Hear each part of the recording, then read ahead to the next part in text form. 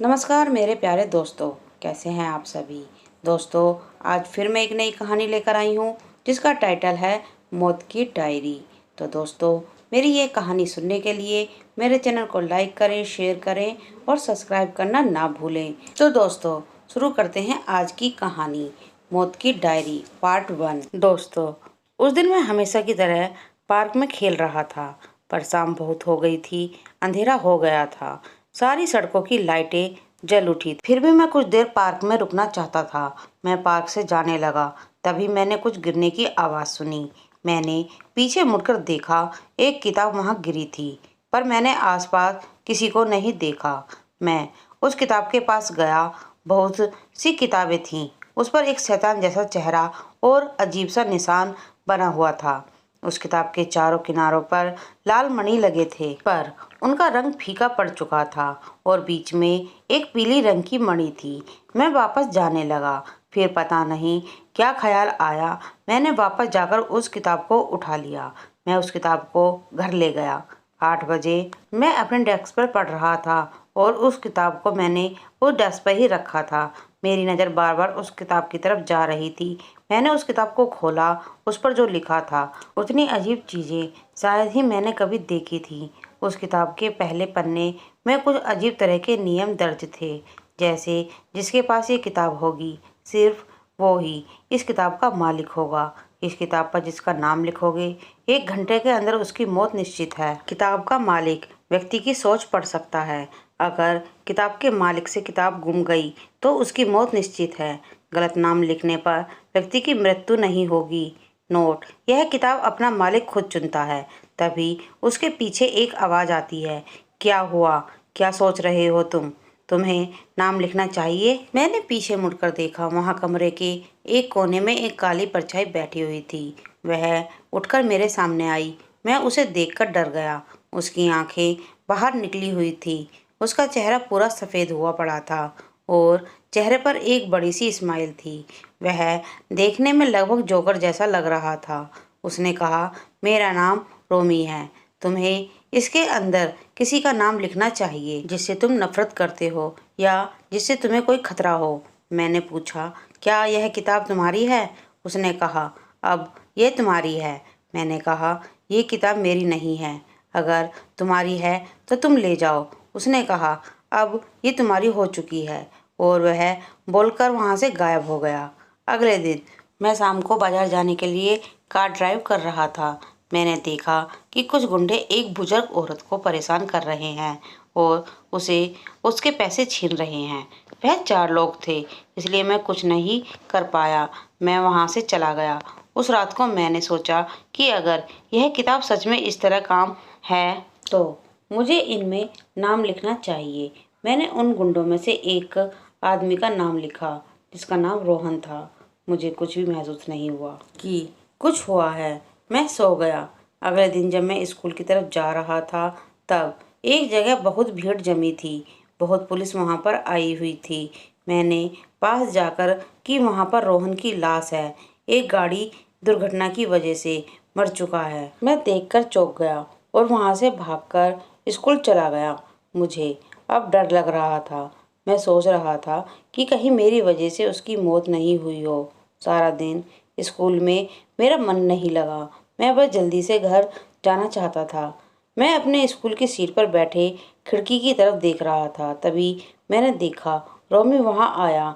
मैं उसे देखकर डर गया। उसने खिड़की पर बैठे हुए कहा, तुमने अच्छा काम किया, और वह बोल कहाँ से गायब हो गया। उसे मेरे सिवा और किसी ने नहीं देखा। मेरे घर जाने के बाद मैंने उस किताब को एक बक्से में बंद कर दिया। रात हो चुकी थी।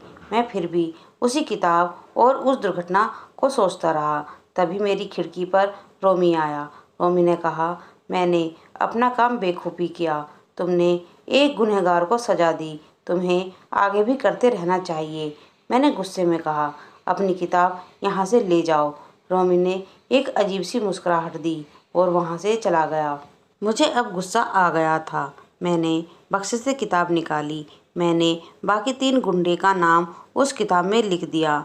मैं यह महसूस कर पा रहा था कि वह 3 गुंडे अभी कहाँ हैं और क्या सोच रहे हैं। वह शायद अभी किसी और का जेब काटने या धमकाने के बारे में सोच रहे हैं, लेकिन कुछ ही देर में वहाँ दूसरे इलाके के गुंडे आ जाते हैं और दोनों के साथ मुंह हाथापाई हो जाती है और दूसरे इलाके के गुंडे फायरिंग करते हैं, जिनमें से उन तीनों की मौत हो जाती है। मुझे अब सुकून मिला। उस रात मैं सो गया। मेरी नींद एक ठंडी हवा के झोंके से खुल गई। मैंने अपनी आंखें खोली। मैंने देखा मेरी आंखों के सामने बहुत सारे तारे हैं और चारों तरफ जंगल है। वह नज़ारा बहुत ही सुंदर था। तभी मुझे होश आया कि मैं तो अपने कमरे में था। यहाँ कैसे पहुँचा? मैं तुरंत वहाँ से उठा। मैंने देखा मेरे आसपास सिर्फ घास ही घास है और कुछ कुछ दूरी पर पेड़ हैं। मुझे ऐसे लगा जैसे मैं सपने में हूँ, पर मैंने खुद को एक चिमटी काटी थी। इससे मुझे दर्द हुआ। अब मुझे डर लगने लगा था। ठंडे वातावरण में भी मुझे पसीना आ रहा था। मैं उठकर खड़ा हुआ और वहाँ से आगे चलने लगा। मैंने देखा कहीं दूर से एक रोशनी दिखाई दे रही है। मैं उसी दिशा में चलने लगा, पर मुझे रोमी दिखाई दिया, जैसे वह मेरे स्वागत में खड़ा हो। मैंने उस पर गुस्से से चिल्लाते हुए कहा, यह सब क्या हो रहा है? मैं यहाँ क्या कर रहा हूँ? मुझे मेरे घर वापस जाना है। रोमी कहता है, हमारी दुनिया में आपका स्वागत है। मेरे पीछे आइए, वहीं पर आपके सारे सवालों का जवाब मिल जाएंगे। मुझे डर का एहसास हुआ। वह आगे आगे चल रहा था और मैं इसके पीछे पीछे जाने लगा। मुझे सामने एक बस्ती दिखाई दी। मैं उसके पीछे पीछे बस्ती की तरफ जाने लगा। मैं बस्ती के पास पहुंचा। मैंने देखा रोमी की तरह और भी कई सारे अजीबोगरीब भूत या कोई क्रीचर हैं। वह बहुत ही अजीब दिख रहे थे। उन सब के सामने मैं बहुत अजीब सा लग रहा था। मुझे वहाँ घुटन हो रही थी। मैंने वहाँ एक लड़की को देखा। वह चुपचाप सबसे अलग सहमी सी बैठी हुई थी। मैं उठकर उसके सामने गया। उसने अपना चेहरा उठाकर मेरी ओर देखा। मैं उसे देखते ही रह गया। मैंने उसे देखा जैसी सुंदर लड़की आज तक नहीं देखी। सुंदर आंखें, लंबी नाक, पूरा बदन जैसे हीरे जैसा चमक रहा हो। मैंने उससे पूछा, तुम यहाँ क्या कर रही हो? उसने कोई जवाब नहीं दिया। मैं उसके पास बैठ गया। अब उसके मुंह से कुछ बोल निकले। बहुत मीठी आवाज़ थी उसकी। उसने कहा, मुझे कल ही एक किताब मिली थी, पर पता नहीं मैं कैसे आई। जब मैंने अपनी आंखें खोली तो मैंने देखा कि मैं यहाँ पर हूँ। कोई अजीब सा आदमी या फिर पता नहीं क्या मुझे यहाँ तक लेकर आया है और मुझे उस कोने में बिठा दिया। मैं तो यहाँ बैठी हुई हूँ। मुझे यहाँ से वापस घर जाना है। कोई मुझसे कुछ भी नहीं बोल रहा है। मुझे डर लग रहा है। मैंने कहा, डरने की कोई बात नहीं है। मैं भी अभी यहाँ आया हूँ।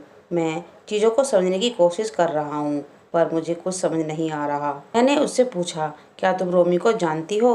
उसने कहा, नहीं, मैं यहाँ पर किसी को भी नहीं जानती। मैंने पूछा, तुम्हें कोई किताब मिली है क्या? उसने कहा, हाँ मिली है।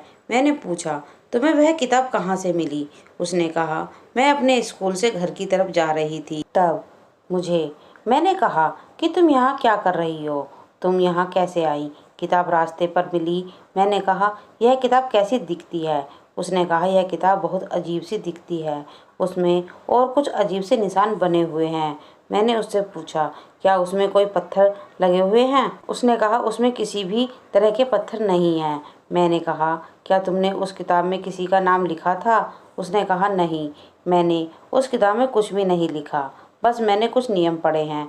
यह नियम पढ़ कर मुझे बहुत अजीब सा लगा, पर मैंने वहाँ पर किसी का भी नाम नहीं लिखा। उसने मुझसे पूछा, क्या तुम्हारे पास भी वैसे ही किताब है? हाँ, मेरे पास भी ऐसी किताब है, पर तुमसे थोड़ी अलग है। उसने मुझसे पूछा, तुमने अपनी किताब में किसी का नाम लिखा है? मैंने कहा, हाँ, मैंने अपनी किताब में 4 गुंडों का नाम लिखा है। उसने उत्सुकता से पूछा, क्या वह लोग मर गए? मौत? मैंने कहा, हाँ, वह मर चुके हैं। उसने कहा, ये तो बड़े दुख की बात है। मैंने कहा, नहीं, ऐसे लोगों को जिंदा रहने की कोई हक नहीं है। उसने कहा, सबको जिंदा रहने का हक है और हमें बुराई को मारना चाहिए, ना कि बुरे लोगों को। मैं बस उसकी बात सुनता ही रह गया। उसने कहा, मेरा नाम परी है। मैंने सोचा कि सच में परी ही है। परी सच में बहुत सुंदर दिखती है। मैं परी से बात कर रहा था। मैंने उससे पूछा, तुम कौन से स्कूल में पढ़ती हो? परी ने कहा, मैं ज्ञान साधना विद्यालय में पढ़ती हूँ। 10वीं कक्षा में। ओहो, वो तो बहुत अच्छा स्कूल है। परी कहती है, तुम कौन से स्कूल में पढ़ते हो? मैंने कहा, मैं ज्ञान गंगा में पढ़ता हूँ, 11वीं कक्षा में। परी, ओहो, मेरी बेस्ट फ्रेंड भी उसी स्कूल में पढ़ती है। पीछे से रोमी उनसे टोकते हुए कहता है, ऋतिक आओ, हमारी रस्म में शामिल हो जाओ। मैं कहने लगा, क्या रस्म? कैसी रस्म? रोमी, आओ यहाँ। मैंने सामने जाकर जो देखा, मैं उसे देखकर बस वहाँ से भागना चाहता था। वह दृश्य बहुत भयानक था। मेरे शरीर के सारे रोम खड़े हो गए। मुझे अब उल्टी आने लगी।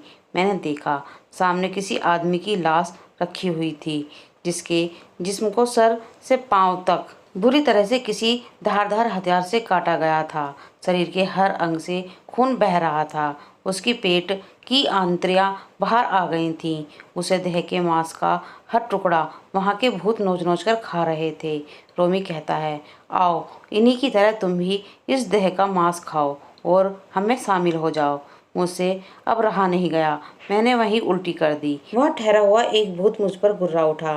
वह मुझ पर हमला करने के लिए उस देह का हाथ तोड़कर मेरी तरफ झपटा। मैं गिर गया। मेरी नींद खुली। मैंने चारों तरफ देखा। देखकर सुकून मिला कि मैं घर पर हूँ।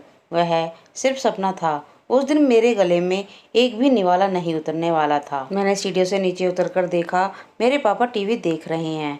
मेरे पापा डॉक्टर हैं। मैंने टीवी पर देखा, एक टेररिस्ट जेल से भाग गया। पापा ने चैनल चेंज किया। चैनल पर एक व्यक्ति की मौत की खबर चल रही थी। जब मैंने उसे ध्यान से देखा तो मैंने देखा कि वही आदमी है जिसको मैंने कल रात सपने में देखा था। मैंने पापा को कुछ नहीं कहा, क्योंकि मेरी बात पर कोई भरोसा ही नहीं करता। मैं वापस अपने कमरे में चला गया। मैंने देखा, रोमी वहाँ मौजूद है। मैं गुस्से से आग बबूला हो गया। मैंने पूछा, यह सब क्या हो रहा है? और जो कल रात को सपना देखा था वह क्या है? उसने कहा, तुम्हारे सपने के बारे में मुझे कैसे पता? मैंने कहा, तुम्हें सब पता है। तुम अपनी किताब वापस ले जाओ। रोमी कहता है, मैं इसे वापस नहीं ले जा सकता। अच्छा ठीक है, मैं खुद ही इसे ठिकाने लगा दूंगा। रोमी एक अजीब सी मुस्कुराहट देकर वहाँ से चला गया। मैं उस दिन जल्दबाजी में स्कूल गया। क्लास के बेंच पर बैठे मैं खिड़की की तरफ देख रहा था। तभी मुझे ख्याल आया परी के बारे में। स्कूल छूटने के बाद मैं ज्ञान साधना स्कूल गया। मैंने पता करने की कोशिश की कि परी वहाँ पढ़ती है कि नहीं, पर मुझे ऐसा कुछ भी पता नहीं चला। मैंने उसे स्कूल की 10वीं की छात्रा से पूछा, क्या वहाँ परी पढ़ती है? उन्होंने कहा, हमारे क्लास में कोई भी परी नाम की लड़की नहीं है।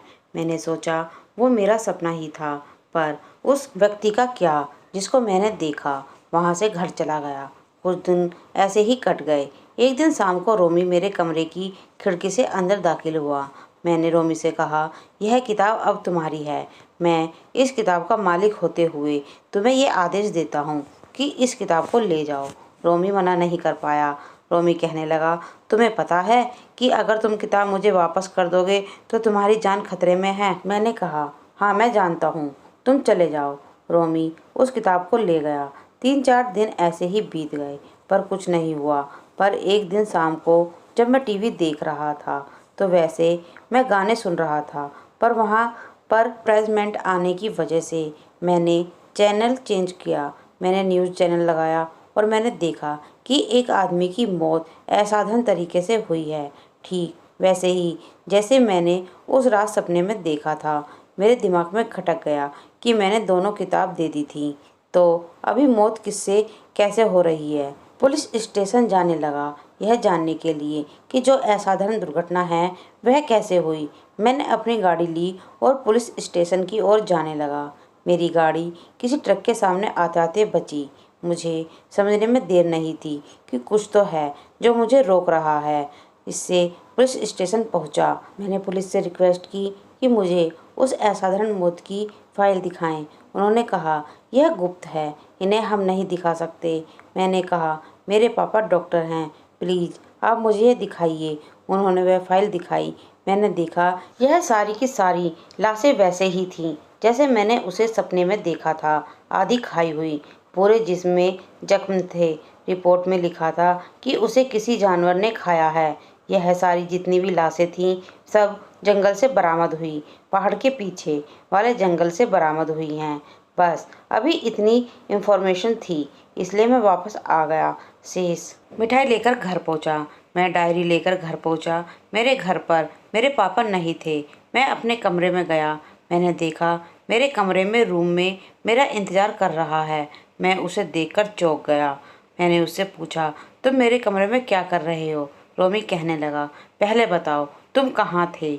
मैं कहने लगा मैं कहीं भी जाऊँ तुम्हें उससे क्या? रोमी कहता है, मैं जानता हूँ कि तुम क्या करना चाहते हो। तुम होने वाली मौतें नहीं रोक सकते। हा हा हा हा, मेरे शैतान के सामने तुम कुछ नहीं हो। मैं कहने लगा, मेरे लिए परेशान मत हो रोमी, तू अपनी खैर मना, अब देखना मैं क्या करता हूँ।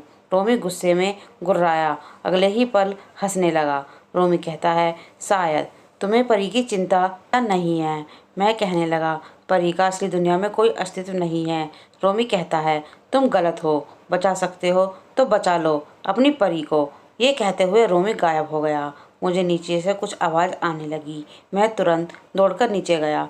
मैंने देखा मेरे पापा बहुत अजीब व्यवहार कर रहे हैं। वह घर की सारी चीज़ें इधर उधर फेंक रहे हैं। मैंने पापा को रोका, अपने पापा को संभाला। वो बेहोश हो गए थे। मुझे पापा ने हर आपातकालीन स्थिति में बताया था कि अब क्या करना चाहिए। मैंने उन्हें एक इंजेक्शन दिया, फिर भी मुझे कुछ भी समझ में नहीं आ रहा था कि मैं क्या करूं, कहां से शुरुआत करूं। तभी घर के टेलीफोन की घंटी बज उठी। मैं कॉल रिसीव किया। मैं कहता हूं, हेलो, कौन? दूसरी तरफ से, हेलो ऋतिक, मेरी जान खतरे में है, मुझे बचा लो प्लीज़। मैं कहता हूँ, कौन बोल रहा है? कहाँ से बोल रहा है? अपना नाम बोलो, अपनी जगह बताओ। हेलो, कोई मेरा पीछा कर रहा है, मेरा नाम परी है, हम उस जंगल में मिले थे, मुझे बचा लो, मुझे छुपना होगा, प्लीज़ जल्दी आओ, मुझे तुम पर भरोसा है। मैं कहने लगा, हेलो परी, हेलो। आवाज़ से कॉल कट जाता है। अब मैं दुविधा में हूँ, पापा को संभालूं या परी को बचाऊं। मैं तुरंत अपने दोस्त मोहन के घर गया। मैंने उसे परी का नंबर खोजने के लिए कहा। उसने कंप्यूटर में कुछ वक्त लग रहा, फिर उसने बताया कि यह नंबर तो लेक एवरेस्ट एरिया का है। मैं एकदम चौंक गया। मैंने कहा, क्या यह नंबर किसके नाम पर दर्ज है? मोहन कहता है, हाँ, यह किसी कपड़िया के नाम पर दर्ज है। मैंने कहा, पर लेक एवरेस्ट से तो कोई नहीं रहता। मोहन कहता है, अरे ये तो वही जगह है जहाँ 2 साल पहले हमारे साथ वो हादसा हुआ था। मैं कहने लगा, वह हमारा बचपन था, उससे इस बात का क्या ताल्लुक? मोहन कहने लगा, ताल्लुक है, यदि है, एक दिन तूने मुझे स्कूल में परी के बारे में बताया, पर परी के बातों के अनुसार उस ज्ञान साधना स्कूल में होना चाहिए था, पर वो वहाँ नहीं थी। हो सकता है वह तुझे अपनी किसी मकसद को पूरा करने के लिए तुझे फंसा रही हो। मैं कहने लगा, वह मुझे क्यों फंसाएगी? मोहन कहता है, अरे लड़कियां बहुत मासूम दिखती हैं, पर बहुत चालाक होती हैं। मैं कहने लगा, हमें उसे बचाना चाहिए। मोहन कहता है, लड़की के चक्कर में बुरा फंसेगा। मैं कहने लगा, तू मेरा सच्चा दोस्त है तो जरूर चलेगा। मोहन कहता है, पर तेरे पापा का ख्याल कौन रखेगा? मैं कहने लगा, मैंने उनके हॉस्पिटल से एक नर्स को बुलवा लिया है, वही उनका ख्याल रखेगी। मोहन कहने लगा, अगर घर में किसी को पता चला कि मैं लेक एवरेस्ट गया था तो पापा तो मेरी पूरी तरह सुताई करेंगे। मैं कहने लगा, हम रात को जाएंगे, किसी को पता नहीं चलेगा। मोहन कहता, ठीक है, सबके सोने का इंतजार करते हैं। उस रात मोहन मेरे घर पर ही रुका। रात के 12 बजे घर से निकले। मैं और मोहन रात 12 बजे घर से निकले। चारों ओर गहरा अंधकार, गुप्त शांति, जैसे सन्नाटा भी आज का दृश्य देखने को उत्सुक हो। रात में आवाज करने वाले कीड़ों की आवाज और भी ज्यादा भय उत्पन्न कर रही है। मोहन ने धीरे से गाड़ी निकाली। मोहन गाड़ी चला रहा था। कुछ देर हम दोनों चुप रहे। हम दोनों होने वाले अनजान अंजाम से डरे हुए थे। हम एक पेट्रोल पंप स्टेशन में रुके, वहां से पेट्रोल भरवाया। वहां के एक कर्मचारी ने पूछा, कहाँ जा रहे हो? मोहन कहता है, हम लेक स्टेट जा रहे हैं। मैंने उसे टोकते हुए कहा, नहीं, हम कहीं और जा रहे हैं। वह कर्मचारी हमें अजीब तरह से घूरने लगा। हमने गाड़ी वहां से निकाल ली। गाड़ी में बैठे मुझे 2 साल पहले का वाक्य याद आया। मैं 8वीं कक्षा में पढ़ता था। मैं और मोहन की फैमिली लेक एस्टेट में रहते थे और भी कई फैमिली वहाँ रहती थी। वहाँ एक लेक था जहाँ जाना सख्त मनाही थी। ये बात वहाँ के लोग जानते थे। एक दिन मेरे पापा ने अपने पास बुलाया। उन्होंने मुझसे कहा, तुम बड़े हो गए हो और पिता होने के नाते मेरा तुम्हें ये बात बताना जरूरी है। मैंने पूछा, क्या पापा? कहते हैं, जितना हो सके नदी के पास मत जाओ, अपनी परछाई से दूर रहो। कोई अजीब सी किताब दिखे तो उससे दूर भाग जाना। एक ज़रूरी बात, अगर कोई घंटी की आवाज़ तुम्हें सुनाई दे तो तुरंत मुझे बताना। मैं कहने लगा, ठीक है पापा, पर इन सब से होगा क्या? पापा कहते हैं, अभी जितना बताता है उतना ही करो। पापा वहाँ से चले गए। मुझे अब ऐसा लग रहा था जैसे मुझे कोई मिशन दिया गया हो। मुझे अच्छा लग रहा था। अगले दिन स्कूल ख़त्म होने के बाद हम घर जाने लगे। तभी मोहन ने जिद की कि कहीं चलो, नदी के पास चलते हैं। मैंने उसे मना किया कि नहीं, मेरे पापा ने मुझे मना किया है नदी के पास जाने के लिए। तेरा कुछ नहीं होगा। मेरे भी मेरे पापा ने मना किया है। हमारे दोस्तों को लगता है कि हम कमज़ोर हैं, लेकिन ऐसा नहीं है। हम उन्हें दिखा देंगे कि हम ताकतवर हैं, कुछ भी कर सकते हैं। मैंने कहा, पर पापा का अगर पता चल गया तो? उसने कहा, कुछ नहीं होगा, बस हम किताब से दूर रहना है। मैं मान गया। हम उस नदी की तरफ जाने लगे। नदी के बाहर एक बड़े बोर्ड में लिखा था, यहाँ जाना मना है। हम फिर भी अंदर गए। मोहन ने कहा, हम अपनी एक वीडियो बना लेते हैं ताकि सब हम पर विश्वास करें। मोहन ने फ़ोन निकाला और वीडियो बनाने लगा। अभी दोपहर के 3 बज रहे थे और 4 बजने वाले थे। हमने देखा नदी ने एक बोट रखी है। मैं आगे चल रहा था और मोहन वीडियो बना रहा था। वह भी मेरे पीछे पीछे आ रहा था। उसने कहा, थोड़ी बोटिंग कर लेते हैं। हम बोट में बैठ गए, बोट को चलाने लगे। हम नदी के लगभग बीच में पहुंच गए थे। तभी ऐसा लगा मानो बोट ज़ोर ज़ोर से हिल रही है। अजीब सी आवाज़ें सुनाई दे रही थी। हम दोनों डर गए। हम ज़ोर से बोट चलाने लगे। किसी तरह हम किनारे पहुँचे। हम तुरंत बोट से उतरे और नदी से दूर भागने गए और ज़ोर ज़ोर से हाँफने लगे। कुछ दूर चलने पर हम रुके। मैंने डरते हुए फिर से नदी की तरफ मुड़कर देखा। मैंने देखा वहाँ एक काली परछाई खड़ी है। मैंने मोहन से कहा, वह देख। नर्ममोत मोहन ने भी उसे देखा। मोहन ने मेरा हाथ पकड़ा और न बाएं देखा न दाएं। मुझे साथ में लेके वहाँ से दौड़ने लगा। जितना हो सके हम उतना दूर जाने लगे। हम घर के सामने आकर रुके। मोहन ने कहा, ये बात हम किसी को नहीं बताएंगे। मैं कहने लगा, हाँ तूने सही कहा, वही हमारी सबसे बड़ी गलती थी। शाम हो गई थी। मम्मी पापा ने खाने के लिए बुलाया। मैं खाना खाकर अपने कमरे में चला गया।